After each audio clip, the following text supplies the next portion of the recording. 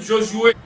Remise de brevets aux participants de la formation du Comité national de suivi des actions du président de la République. La cérémonie a eu lieu ce jeudi à la matinée au restaurant SQS. Avant de procéder à la remise de ce brevet, plusieurs allocutions ont été prononcées, toutes autour de l'encouragement et de remerciements à l'endroit des formateurs et formés. Dans son briefing ce matin, le formateur venu du comité national, Évariste Kalonji, a blanchi sur la nécessité d'accompagner le chef de l'État, Félix-Antoine Tshisekedi Tshilombo, dans la lutte qu'il mène contre les antivaleurs. Konazap, justice. Konazap, droiture. Konazap, Justice, droiture, vigilance. Merci beaucoup. On nous a mandaté pour renforcer le capital humain. Et le capital humain renforcé, nous osons croire que nous aurions un Congo fort et prospère.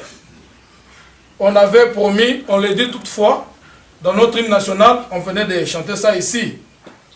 Don Béni, Desailly, tout ça, nous peuplerons ton sol. Vous l'avez peuplé, certainement.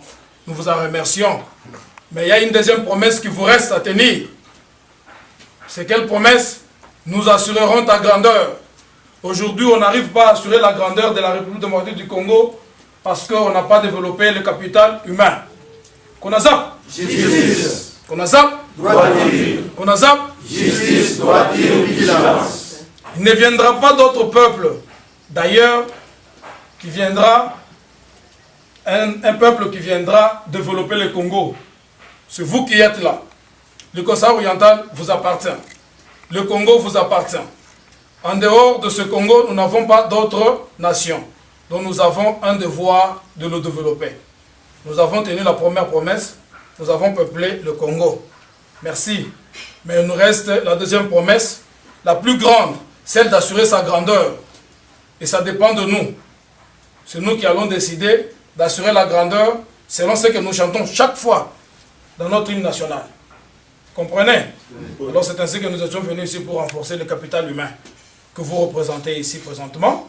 Je tiens à remercier les différentes représentations qui sont là, bien que je ne saurais pas les citer respectivement. Je tiens aussi à vous remercier, vous qui êtes présentement là, parce que je comprends que vous aimez le Congo. Vous n'avez que ce pays comme nation.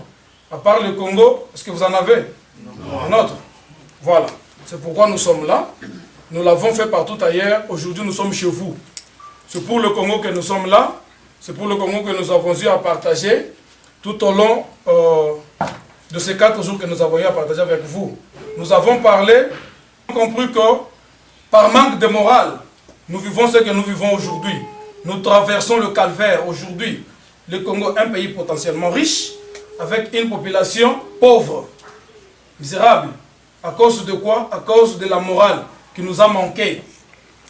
La morale a manqué à tous les niveaux. C'est cette morale-là qui fait que les gens confondent les biens publics aux biens privés. Je crois, nous sommes sur la même, n'est-ce pas? Oui. Donc c'est par manque de cette morale-là qui fait que les gens confondent les biens publics aux biens privés. On vous confie la charge, la responsabilité de l'État, vous confondez ça aux biens privés. C'est par manque de morale. Ce que nous avons eu à faire, on a redressé, on nous a demandé de faire de ça d'une éducation de masse pour que notre message atteigne toutes les couches de la population. Parce que nous voulons aussi redresser notre nation, l'unique nation que nous avons. À part ce Congo, on n'a pas d'autre Congo. Voilà ce que je peux dire en résumé. Nous avons eu à développer durant cette formation sur le tribalisme. Nous avons parlé sur le patriotisme. Nous avons évoqué la corruption. Après la remise de brevet, la satisfaction était sur le visage de tous les participants.